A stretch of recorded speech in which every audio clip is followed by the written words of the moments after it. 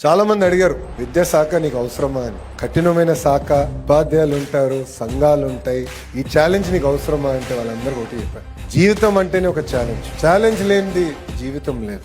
ఈరోజు కొన్ని సంఘటనలు మనం చూస్తున్నాం, చాలా బాధ కలుగుతుంది. మార్కులు తక్కువ వచ్చినాయి అన్నో, లేదంటే ఇంట్లో తల్లిదండ్రులు గట్టిగా చెప్పారన్నో పిల్లలు కుమిలిపోయి ఏకంగా ఆత్మహత్య చేసుకునే పరిస్థితికి వస్తాం. 2019లో నేను ఓడిపోయా ఎన్నికలు, 5300 ఓట్లతో ఓడిపోయాను. ఒకరోజు బాధ కలిగింది, ఆవేదన కలిగింది, కానీ రెండో రోజు నుంచి ఆ బాధ ఆవేదన నాలో కసిపించి నేను కన్విన్స్ చేసుకోలేకపోయా ప్రజల్ని.